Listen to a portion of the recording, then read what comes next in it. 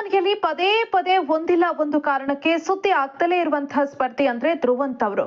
Big boss ಮನೆಗೆ ಬಂದಾಗಿನಿಂದ ಒಂದಲ್ಲ ಒಂದು ಕಿರಿಕ್ ಮೂಲಕ ಅವರು ಬಿಗ್ ಬಾಸ್ ಮನೆಯಲ್ಲಿ ಸೌಂಡ್ ಮಾಡ್ತಾನೆ ಇದ್ದಾರೆ.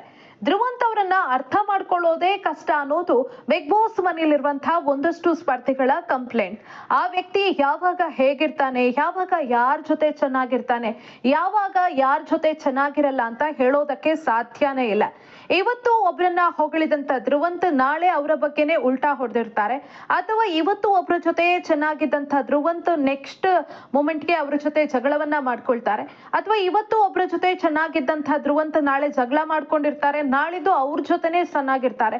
ಹಾಗಾಗಿ ಈ ಧ್ರುವಂತ್ ಅವರನ್ನ ನಂಬೋದಕ್ಕೆ ಸಾಧ್ಯ ಇಲ್ಲ ಅನ್ನೋದು ಬಿಗ್ ಬಾಸ್ ಮನೆಯಲ್ಲಿರುವಂತಹ ಒಂದಷ್ಟು ಸ್ಪರ್ಧಿಗಳ ಅಭಿಪ್ರಾಯ. ಹಾಗಾಗಿ ಬಹುತೇಕರು ಧ್ರುವಂತ್ ಅವರಿಂದ ಒಂಥರ ಅಂತರವನ್ನ ಕಾಯ್ದುಕೊಳ್ತಾ ಇರ್ತಾರೆ.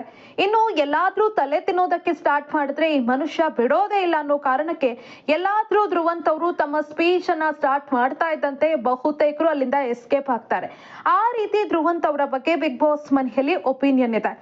ಇನ್ನು ರಕ್ಷಿತಾ ವಿಚಾರಕ್ಕೆ ಸಂಬಂಧಪಟ್ಟಂತೆ ಧ್ರುವಂತ್ ಯಾವ ರೀತಿ ಎಲ್ಲ ಕಿಚ್ಚ ಸುದೀಪ್ ಅವರಿಂದ ಕ್ಲಾಸ್ ಅನ್ನ ತೆಗೆದುಕೊಂಡ್ರು ಅನ್ನೋದು ನಿಮ್ಗೆಲ್ಲ ಗೊತ್ತೇ ಇದೆ. ಇನ್ನು ಗಿಲ್ಲಿ ಹಾಗೂ ಧ್ರುವಂತ್ ನಡುವೆ ರಕ್ಷಿತಾ ವಿಚಾರಕ್ಕೂ ಕೂಡ ಒಂದಷ್ಟು ಮಾತುಕತೆ ಆಗಿ ಹೋಗಿತ್ತು. ಸುಮ್ಮನೆ ರಕ್ಷಿತಾ ಅವರನ್ನ ಧ್ರುವಂತ್ ಟಾರ್ಗೆಟ್ ಮಾಡ್ತಾರೆ ಅನ್ನೋದು ಎಲ್ರಿಗೂ ಕೂಡ ಗೊತ್ತಿರುವಂತಹ ವಿಚಾರ. ಆಕೆಯ ಕನ್ನಡದ ವಿಚಾರಕ್ಕೆ ಸಂಬಂಧಪಟ್ಟಂತೆ ಆಕೆ ವಿರುದ್ಧ ಸುಳ್ಳು ಆರೋಪಗಳನ್ನ ಮಾಡಿದಂತಹ ಧ್ರುವಂತ್ ಬಳಿಕ ಕಿಚ್ಚ ಸುದೀಪ್ ಅವರ ಮುಂದೆಯೇ ಲಾಕ್ ಆಗ್ತಾರೆ. ತನಗಾದಂತಹ ಅವಮಾನಗಳನ್ನ ಪದೇ ಪದೇ ಸಹಿಸಿಕೊಳ್ತಾ ಇದ್ದಂತಹ ರಕ್ಷಿತಾ ಮೊನ್ನೆ ಕಿಚ್ಚ ಸುದೀಪ್ ಅವರ ಮುಂದೆಯೇ ಬ್ಲಾಸ್ಟ್ ಆಗ್ತಾರೆ. ಧ್ರುವಂತ್ ಅವರ ವಿರುದ್ಧ ಒಂದಷ್ಟು ಆರೋಪಗಳನ್ನ ಮಾಡಿ ಇನ್ಯಾವತ್ತಿಗೂ ಕೂಡ ನಾನು ನಿಮ್ಮನ್ನ ಧ್ರುವಣ್ಣ ಅಂತ ಕರೆಯೋದಿಲ್ಲ ಅಂತ ಕಿಚ್ಚ ಸುದೀಪ್ ಅವರ ಮುಂದೆಯೇ ಘೋಷಣೆ ಮಾಡ್ತಾರೆ. ಅಣ್ಣ ಅನ್ನೋ ಪದಕ್ಕೆ ನೀವು ಅರ್ಹರಲ್ಲ, ನಿಮ್ಮ ಮೇಲೆ ಸಾಕಷ್ಟು ನಂಬಿಕೆ ಇಟ್ಟಿದ್ದೆ, ಆದ್ರೆ ಆ ನಂಬಿಕೆಯನ್ನ ತುಳಿದು ಹಾಕಿ ನಿಮ್ಮ ವ್ಯಕ್ತಿತ್ವ ಏನು ಅನ್ನೋದನ್ನ ನೀವು ತೋರಿಸ್ಕೊಟ್ರಿ, ಹಾಗಾಗಿ ಇನ್ಯಾವತ್ತೂ ಕೂಡ ನಾನು ನಿಮ್ಮನ್ನ ನಂಬೋದಿಲ್ಲ ಅಂತ ಹೇಳ್ತಾರೆ. ಇಷ್ಟೆಲ್ಲ ಬೆಳವಣಿಗೆಗಳಾದ ನಂತರ ಹೊಸ ಒಂದು ನಾಟಕವನ್ನ ಆರಂಭಿಸ್ತಾರೆ ಧ್ರುವಂತ್.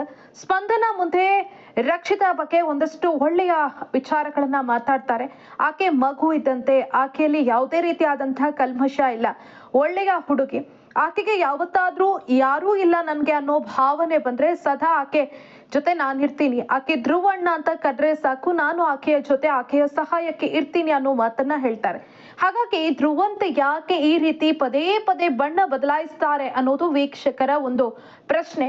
ಒಮ್ಮೆ ರಕ್ಷಿತಾ ಅವರ ವಿರುದ್ಧ ಮಾತನಾಡ್ತಾರೆ, ಒಮ್ಮೆ ರಕ್ಷಿತಾ ಪರವಾಗಿ ಮಾತಾಡ್ತಾರೆ, ಮತ್ತೊಮ್ಮೆ ವಿಚಿತ್ರವಾಗಿ ವರ್ತಿಸ್ತಾರೆ. ಯಾಕೆ ಈ ಮನುಷ್ಯ ಹೀಗೆ ಅಂತ ಜನ ಪ್ರಶ್ನೆಯನ್ನ ಮಾಡ್ತಿದ್ದಾರೆ.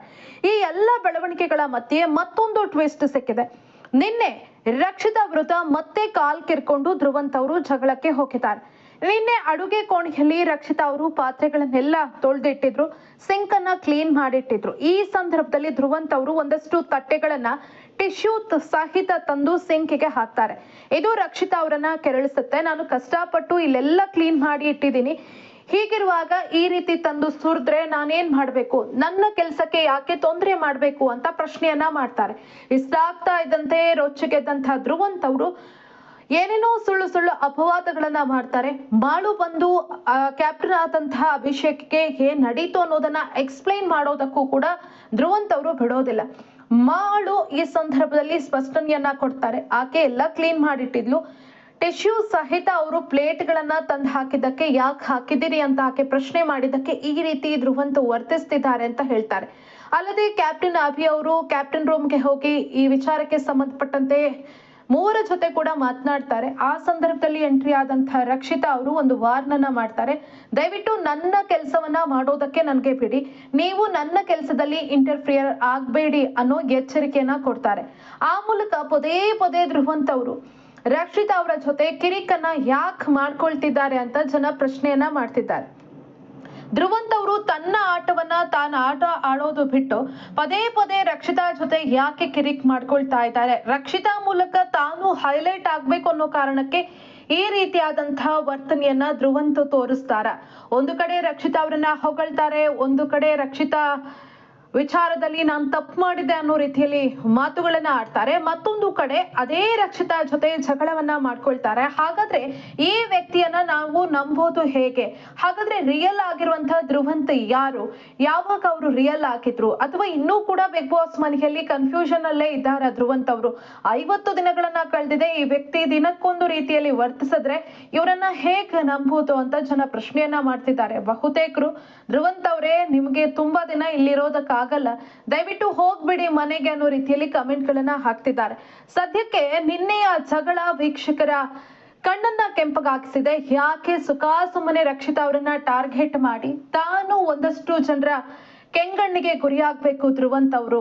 ಅವರ ಆಟವನ್ನ ಅವರು ಆಡ್ತಾ ಹೋಗ್ಲಿ, ಸುಮ್ಮನೆ ಈ ರೀತಿ ಆರೋಪಗಳನ್ನ ಮಾಡಿ ಅಥವಾ ಜಗಳ ತೆಗೆಯೋದ್ರಿಂದ ಯಾವುದೇ ಕಾರಣಕ್ಕೂ ಅವರು ಬಿಗ್ ಬಾಸ್ ಮನೆಯಲ್ಲಿ ಉಳಿಯೋದಕ್ಕೆ ಸಾಧ್ಯ ಇಲ್ಲ ಅಂತ ಜನ ಅಭಿಪ್ರಾಯವನ್ನ ವ್ಯಕ್ತಪಡಿಸ್ತಿದ್ದಾರೆ.